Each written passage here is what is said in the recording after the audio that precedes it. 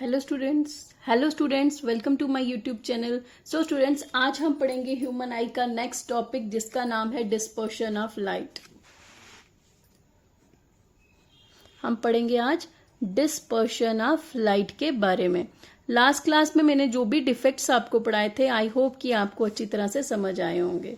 तो स्टूडेंट्स, एक बात हमेशा कहूंगी मैं कि जो भी चीज पढ़ते हो ना, आप अच्छी तरह से पढ़ा करो उसको। डिफेक्ट्स पढ़ते हो तो उसको अच्छी तरह से पढ़ा करो, क्योंकि मैं पूरी ट्राई कर रही हूँ आपको समझ आए। तो सो दैट कि आप अच्छी तरह से समझो, आप कमेंट में मुझे पूछ सकते हो कि अगर कोई भी आपको डाउट हो।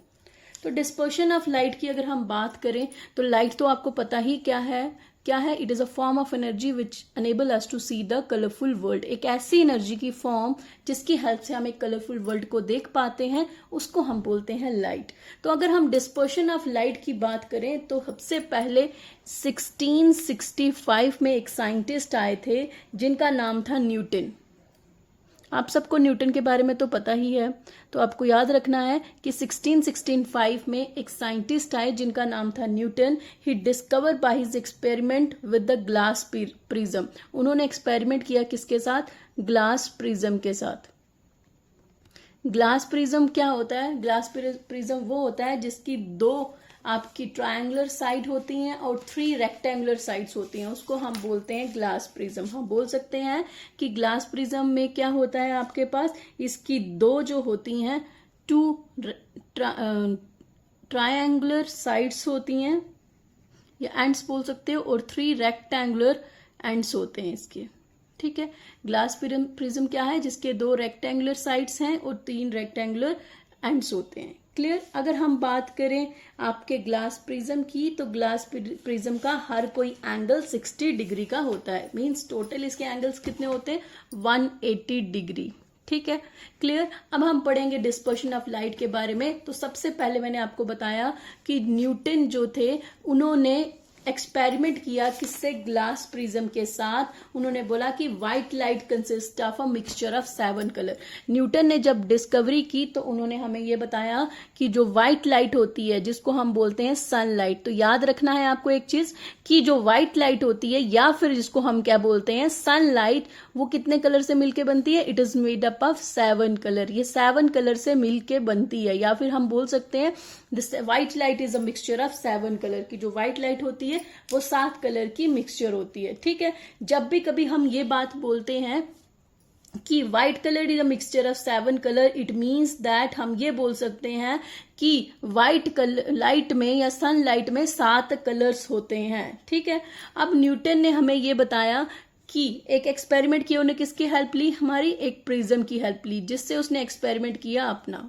ठीक है, तो उसने बोला अगर हम कोई भी बीम ऑफ व्हाइट लाइट को पास करेंगे ट्रायंगुलर ग्लास प्रिज्म में, हमने क्या करनी है? एक लाइट लेनी है जिसको फॉल करवाना है किसमें? एक ट्रायंगल प्रिज्म को। This one is your prism. हमने क्या किया? लाइट को, यहां एक लाइट आई और यहां पे आके पड़ी। ठीक है, जो ये लाइट होती है इसको हम नाम ले लेते हैं बीम ऑफ लाइट। आपको पता ही है ऐसी लाइट जो किसी भी ऑब्जेक्ट में आके पड़ती है उसको हम बोलते हैं इंसिडेंट रे। तो इस टाइम ये कौन सी रे है? आपकी व्हाइट लाइट है। ठीक है, अब जब भी कभी कोई भी लाइट, न्यूटन ने हमें बताया अगर कोई भी बीम ऑफ लाइट जो है प्रिज्म पे आके पड़ती है तो उस टाइम जो ये व्हाइट लाइट होती है ये स्प्लिट कर जाती है किसमें? 7 कलर्स में। आप बोल सकते हो ये स्प्लिट किस में कर जाती है? एक 7 कलर्स में स्प्लिट कर जाती है। कहां पे? व्हाइट स्क्रीन में। तो एक बार रिपीट कर देती हूं मैं फिर से। डिस्पर्शन ऑफ लाइट की अगर हम बात करें तो इन द ईयर 1665 ने Newton discovered by his experiment that sunlight और white light is made up of 7 colour, and it also found that कि when a beam of white light is pass through the triangular prism, अगर हम कोई भी white light को glass prism से pass करेंगे तो जो व्हाइट लाइट है ये split to form a band of 7 colour on the white screen. ये स्प्लिट हो जाएगी, फैल जाएगी और क्या बना देगी? बैंड बना देगी 7 कलर का। कहां पे? स्क्रीन में। तो हमने ये बना दी एक स्क्रीन, व्हाइट स्क्रीन बना दी। ठीक है, इसको नाम ले लिया मैंने व्हाइट स्क्रीन। ठीक है, अब क्या बोला? ये जो लाइट है ये क्या होगी? स्प्लिट होके 7 कलर में कन्वर्ट हो जाएगी। तो एक कलर ये आ गया, एक यहां से 2 3 4 5, इसको थोड़ा सा बढ़ा लेते हैं, 6 और 7। क्यों? क्योंकि 7 कलर इसलिए लिखा क्योंकि जो हमारी व्हाइट लाइट होती है वो 7 कलर से मिलके बनती है। तो याद रखना आपको, जो ये बैंड ऑफ 7 कलर्स होते हैं जो कि व्हाइट स्क्रीन में हमें मिलते हैं जब बीम ऑफ लाइट पास करती है, तो इसको हम बोलते हैं स्पेक्ट्रम। तो याद रखना आपको कि अगर आपसे कोई पूछे व्हाट इज अ स्पेक्ट्रम, तो आपको याद रखना है बैंड ऑफ 7 कलर्स को हम बोलते हैं स्पेक्ट्रम। अब अगर हम बात कर रहे थे किसकी, स्पेक्ट्रम की, तो याद रखना न्यूटन ने बोला अगर कोई भी लाइट ले ले, अगर उसको प्रिज्म के ऊपर हम पड़ती है वो आके, तो वो स्प्लिट हो जाती है, फैल जाती है और 7 कलर में बन जाती है। कहाँ पे? हमारी व्हाइट स्क्रीन के ऊपर। जो ये बैंड ऑफ 7 कलर्स है इसको हम बोलते हैं स्पेक्ट्रम। तो हम बोल सकते हैं what is spectrum? The band of 7 colours formed the band of 7 colors formed, हम ये बोल सकते हैं the band of 7 colors formed on a white screen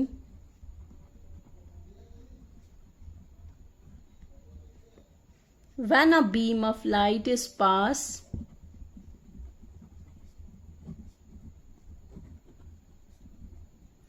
through a glass prism।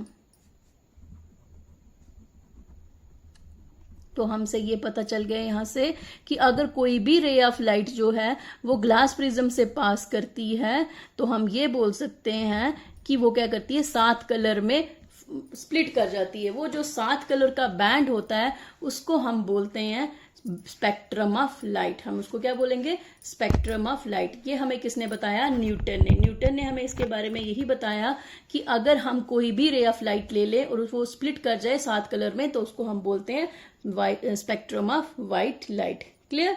अब अगर हम बात करें 7 कलर की, तो वो 7 कलर कौन से होते हैं? तो आपको ध्यान रखना है कि जो हमारी व्हाइट लाइट जिसको हम सनलाइट बोलते हैं, इसमें 7 कलर होते हैं। कौन कौन से कलर होते हैं उसके बारे में हम पढ़ लेते हैं। यहां से हम बोल सकते हैं रेड, VIBGYOR, विबगर। इसको हम ऐसे करके याद रख सकते हैं। R for red, O for orange, Y for yellow, G for green, B for blue, I for indigo and V for violet. तो आपको पता चल गया कि जो ये 7 कलर होते हैं वो ये सारे कलर होते हैं जिनको हम नीचे से पढ़ते हैं। इसको हम बोलते हैं विबगियर, VIBGYOR, विबगियर के नाम से जानते हैं, सो दैट हम इसको याद रखें। ठीक है, हाँ, ये हमें 7 कलर मिल गए। और जो 7 कलर को डिनोट किससे करते हैं? हम विबगियर से करते हैं। और एक और बात आपको याद रखनी है कि जब भी जो ये विबगियर में जो वॉयलेट होता है वो हमेशा नीचे बॉटम में रहता है और ऑरेंज हमेशा टॉप पे रहता है। कहाँ पे? व्हाइट स्क्रीन में। तो याद रखना, टॉप पे हमारा रहेगा ऑरेंज और हमारा जो रेड, और आपका बॉटम में रहेगा वॉयलेट। इट मीन्स दैट जब भी कभी हम स्क्रीन में ये डिनोट करेंगे तो हमारा टॉप पे रहेगा रेड। तो मैं यहां से लिख देती हूँ VIBGYOR।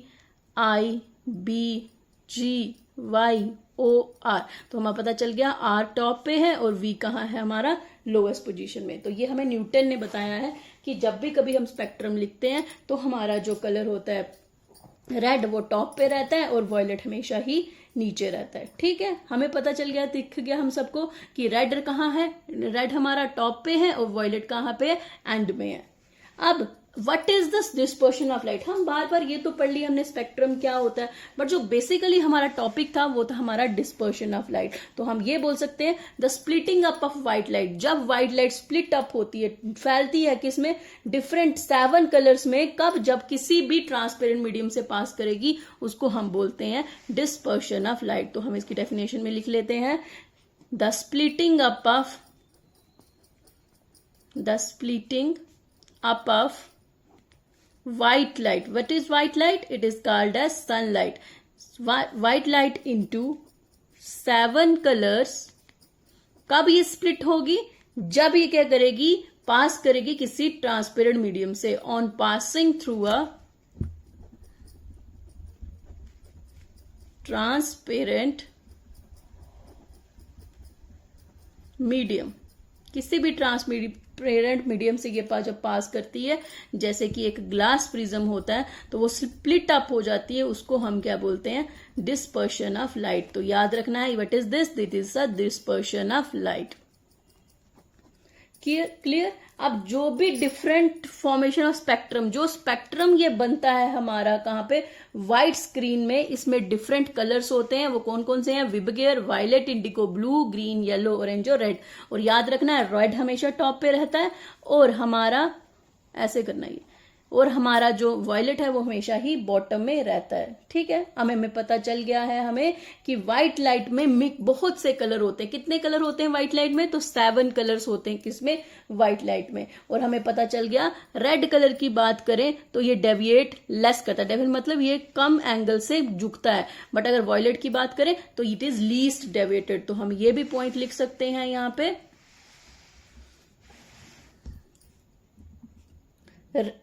red color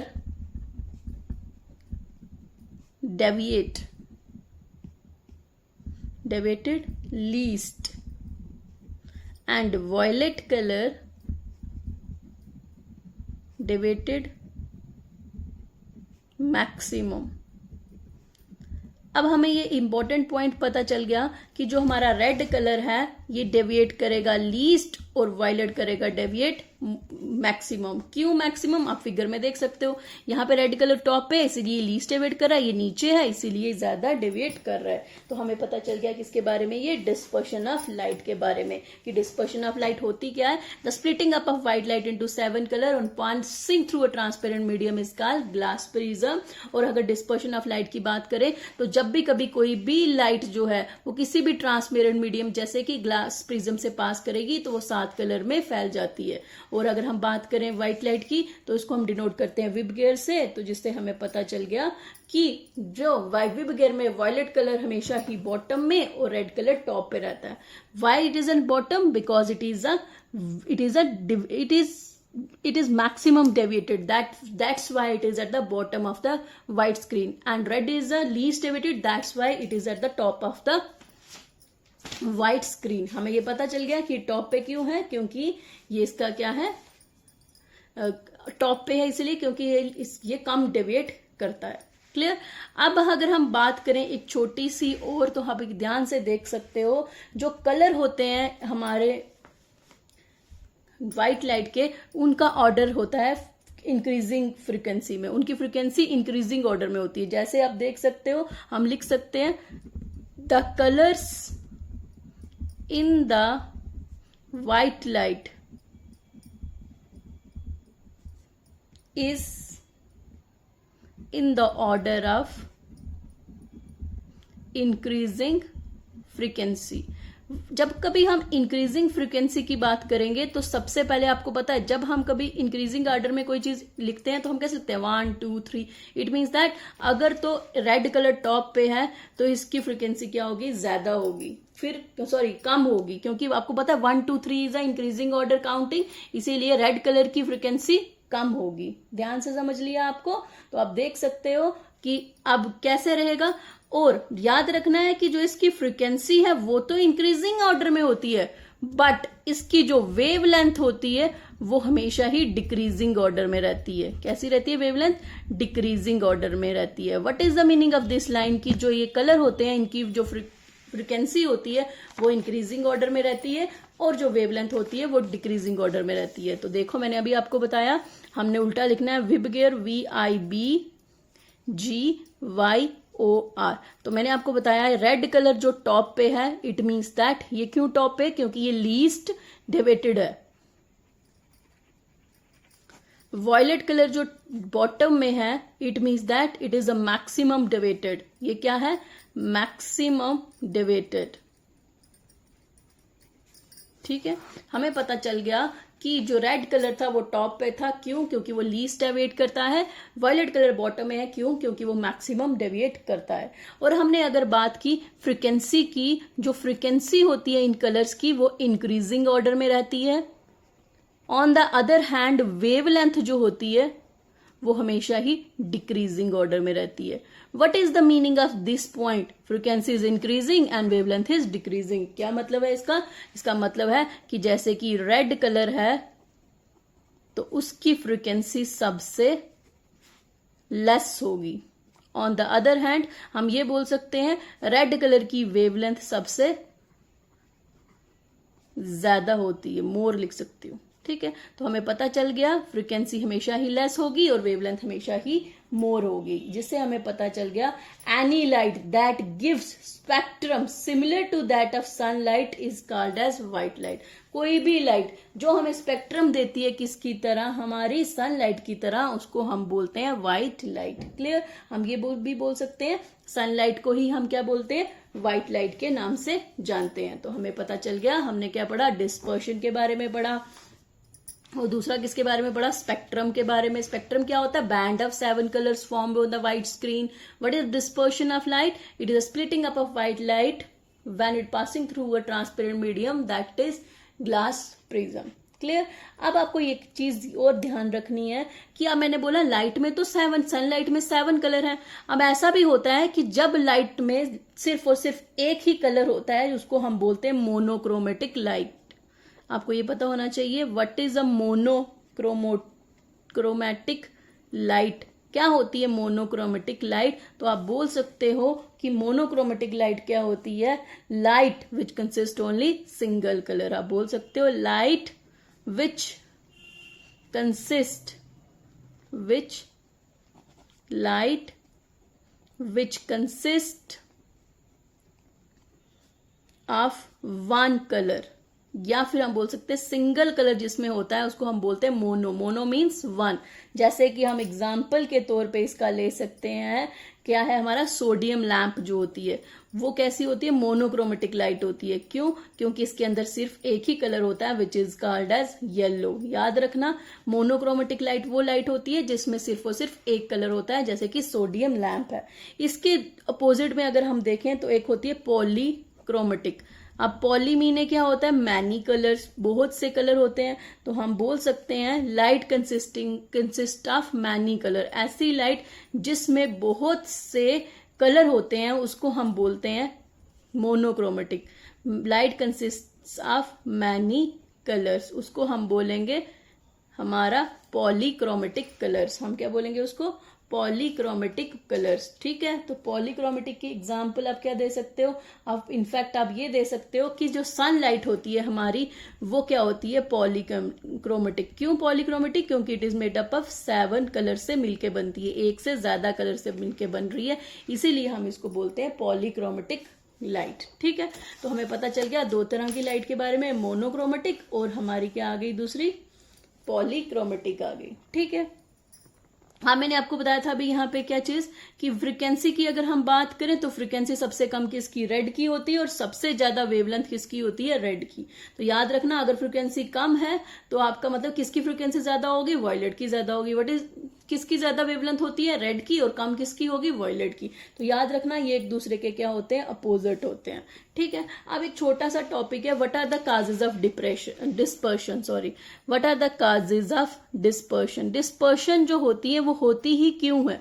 क्यों जो लाइट है वो स्प्लिट करती है 7 कलर्स में? ये आपको एक छोटा सा टॉपिक ध्यान रखना है कि काजेस क्या होते हैं डिस्पर्शन के। तो आपको सबको पता है कि डिफरेंट कलर जो होते हैं व्हाइट लाइट के, उनकी वेवलेंथ डिफरेंट होती है। मैंने अभी बताया जो भी 7 कलर हैं हमारे लाइट के, सनलाइट की, उनकी वेवलेंथ अलग है। इसका मतलब वो डेविएट भी अलग अलग करते हैं। अगर रेड की बात करें तो वो लीस्ट डेविएट करता है, और वॉयलेट की बात करें तो वो मैक्सिमम डेविएट करता है। तो इसीलिए वो क्या करता है? ग्लास प्रिज्म में डिफरेंट एंगल्स को बनाता है।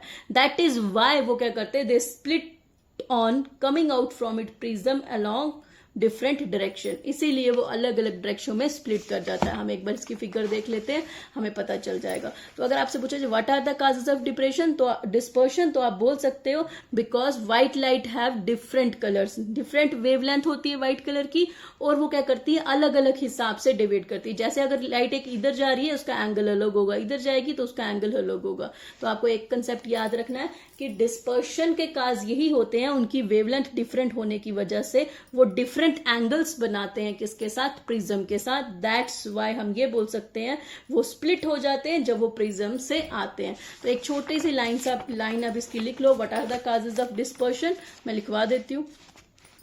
तो हम ये लिख सकते हैं कि